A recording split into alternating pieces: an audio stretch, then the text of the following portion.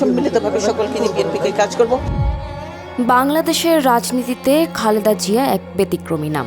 ক্ষমতা, চাপ কিংবা ভয় কোনোটির কাছেই তিনি সহজে আপোস করেননি। ব্যক্তিগত শোক থেকে শুরু করে দীর্ঘ রাজনৈতিক লড়াই সবখানেই তার দৃঢ়তা তাকে আলাদা করে চিহ্নিত করেছে। 1981 সালের 30 মে রাষ্ট্রপতি জিয়াউর রহমান নিহত হলে খালেদা জিয়া ছিলেন রাজনীতির বাইরে থাকা একজন গৃহবধূ। 2 সন্তানকে নিয়ে হঠাৎ করেই তাকে দাঁড়াতে হয়েছিল ইতিহাসের কঠিন মোড়ে। স্বামীর মৃত্যুর পর বিএনপি যখন দিশেহারা, তখনও তিনি রাজনীতিতে আসতে আগ্রহী ছিলেন না। কিন্তু দলের অস্তিত্ব রক্ষার তাগিদেই এক পর্যায়ে তিনি সামনে আসেন। 1982 সালে বিএনপিতে যোগ দেওয়ার পর অল্প সময়ের মধ্যেই নেতৃত্বের কেন্দ্রে পৌঁছে যান খালেদা জিয়া। সামরিক শাসক হুসেন মোহাম্মদ এরশাদের বিরুদ্ধে আপোষহীন আন্দোলনে নেতৃত্ব দিয়ে তিনি নিজেকে প্রতিষ্ঠিত করেন গণতন্ত্রের প্রতীক হিসেবে।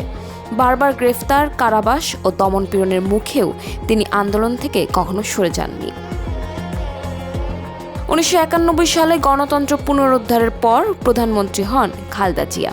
পরবর্তী সময়ে 2 দফা তিনি রাষ্ট্র ক্ষমতায় থেকেছেন, তবে ক্ষমতার বাইরে থেকেও তার লড়াই থেমে থাকেনি।